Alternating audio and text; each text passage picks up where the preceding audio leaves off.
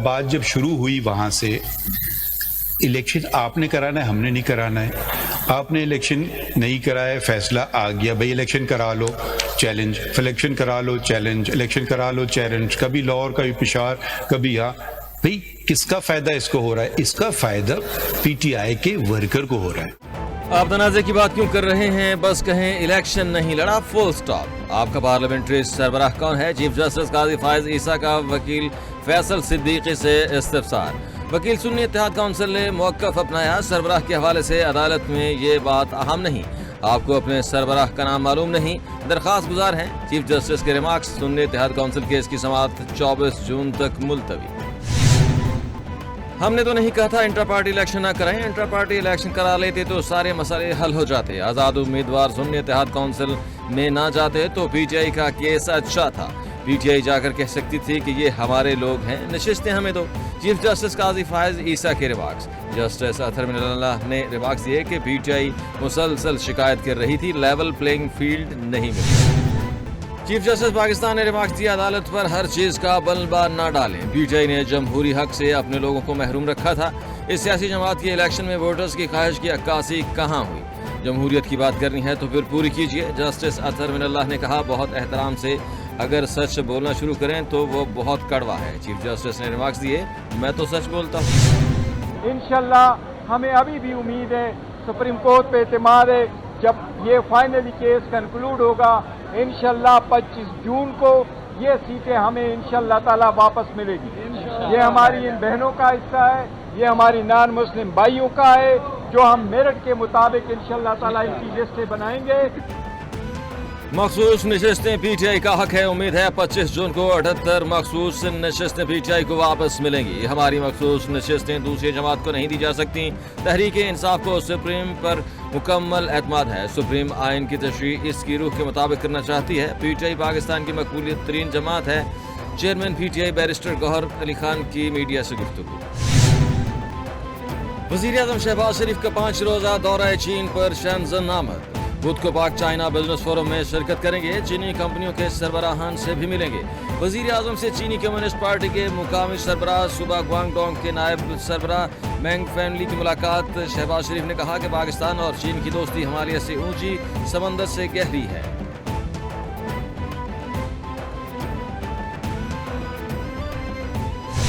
भारत की 543 रुकनी लोकसभा के इंतखाबात के लिए वोटों की गिनती जारी। भारतीय इंतखाबात इब्तदाई नताइज में बीजेपी को बरतरी। एग्जिट पोल्स के मुताबिक भारतीय इंतखाबात इब्तदाई नताइज में बीजेपी को बरतरी। भारतीय लोकसभा में हुकूमत बनाने के लिए किसी भी जमात को 272 सीटें दरकार, जबकि नरेंद्र मोदी की जमात भारतीय जनता पार्टी और इत्तेहादियों को 294 नशिस्तों पर सबकत हासिल। भारतीय अपोजिशन जमात कांग्रेस और इत्तेहादियों को 221 सीटों पर बरतरी हासिल है। भारतीय मीडिया के मुताबिक हुक्मरान जमात बीजेपी 38.68% वोटों के साथ पहले नंबर पे। 60 करोड़ से ज़ायद वोटर्स ने अपना हक़ राय दही इस्तेमाल किया। समाजवादी पार्टी 34 सीटों के साथ तीसरे नंबर पे।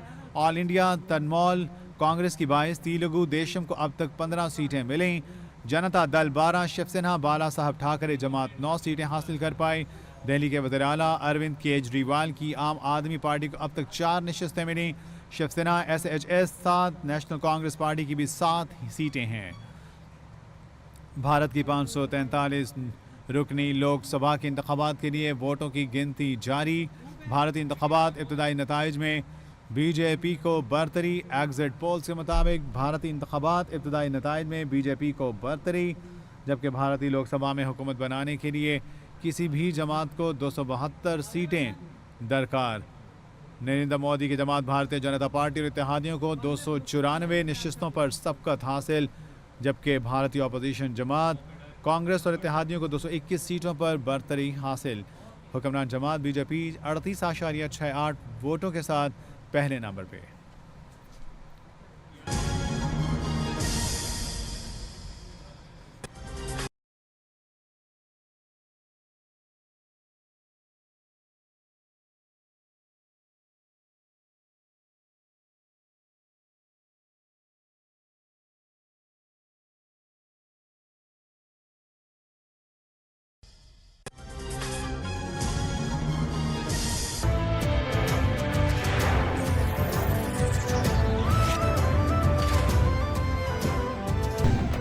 वज़ीर आज़म शहबाज शरीफ का चाइना मीडिया ग्रुप को इंटरव्यू, बोले वन बेल्ट रोड सदर शी जिनपिंग का शानदार मंसूबा है। इस सोच की अक्कासी करता है कि दुनिया में अमन कायम किए बगैर तरक्की और खुशहाली मुमकिन नहीं।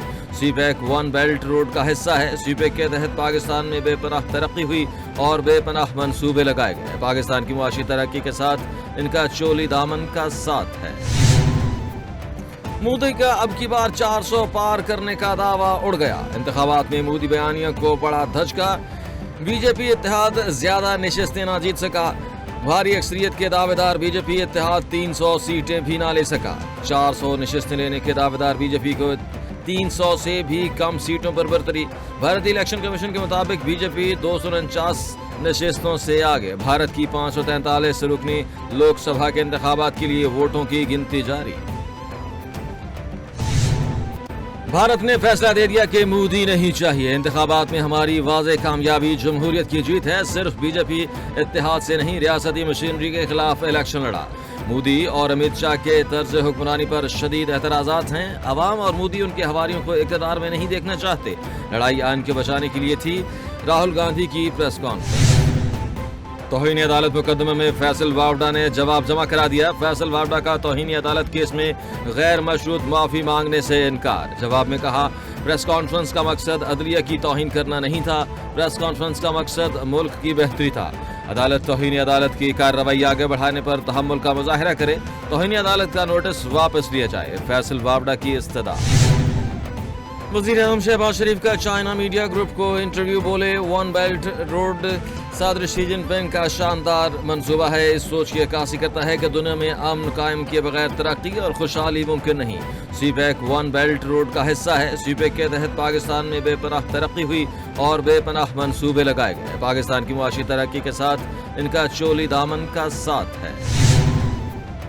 मोदी का अब की बार 400 पार करने का दावा उड़ गया। इंतखाबात में मोदी बयानिया को बड़ा धचका।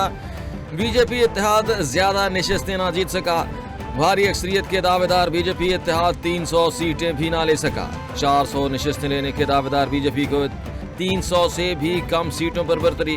भारतीय इलेक्शन कमीशन के मुताबिक बीजेपी 249 नशिस्तों से आगे। भारत की 543 रुकनी लोकसभा के इंतखाबात के लिए वोटों की गिनती जारी। भारत ने फैसला दे दिया कि मोदी नहीं चाहिए। इंतखाबात में हमारी वाज़े कामयाबी जमहूरियत की जीत है। सिर्फ बीजेपी इत्तेहाद से नहीं, रियासती मशीनरी के खिलाफ इलेक्शन लड़ा। मोदी और अमित शाह के तर्ज हुक्मरानी पर शदीद एतराज़ात हैं। अवाम और मोदी उनके हवारियों को इक़्तिदार में नहीं देखना चाहते। लड़ाई आइन के बचाने के लिए थी। राहुल गांधी की प्रेस कॉन्फ्रेंस। तौहीन अदालत मुकदमे में फैसल वावडा ने जवाब जमा करा दिया। फैसल वावडा का तौहीन अदालत केस में गैर मशरूत माफी मांगने से इनकार। जवाब में कहा, प्रेस कॉन्फ्रेंस का मकसद अदलिया की तौहीन करना नहीं था। प्रेस कॉन्फ्रेंस का मकसद मुल्क की बेहतरी था। अदालत तौहीन अदालत की कार्रवाई आगे बढ़ाने पर तहम्मुल का मुजाहरा करे। तौहीन अदालत का नोटिस वापस लिया जाए। फैसल वावडा की इस्तदा। अदालत से इस्तदा है तौहीन अदालत की कार्रवाई खत्म की जाए। रहनुमा MQM मुस्तफा कमाल ने अदालत उज़्मा से गैर मशरूत माफी मांग ली।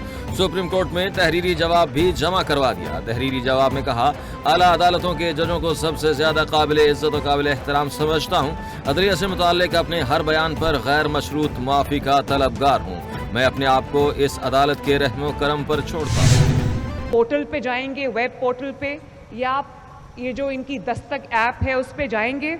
आप उनको कहेंगे कि मुझे इन 10 सर्विसेज में से किसी एक सर्विस की जिसकी भी आपको ज़रूरत है, आप उनको ये कहेंगे, वो आपको एक टाइम देंगे कि हम इस वक्त आपके घर आएंगे, आपके डॉक्यूमेंट्स लेंगे और उसके बाद दरवाज़ा खटका के वो डॉक्यूमेंट आपके हवाले करके जाएंगे इंशाल्लाह ताला। हुकूमत को आए हुए अभी कि 3 महीने हुए हैं, सिर्फ माशाल्लाह 3 महीने, और इस वक्त तारीख की लोएस्ट पे आ गई है महंगाई। अल्लाह का शुक्र। धरना और एहतजाज के दिन हमेशा के लिए खत्म हो गए। जलाओ और घिराओ शोहदा की यादगारों को जलाने के दिन भी खत्म। हमारी हुकूमत को सिर्फ 3 महीने हुए, महंगाई कम तरीन सतह पर आ गई। पंजाब का पैसा जाया होने से बचाया, जिससे रोटी की कीमत कम हुई। रोटी 12 रुपए तक आई है। 10 सर्विसेज के अलावा 330 सर्विसेज फराहम करेंगे। मरियम नवाज का आवाम की सहूलतों के लिए दस्तक ऐप की इफ्तिताही तकरीब से खिताब।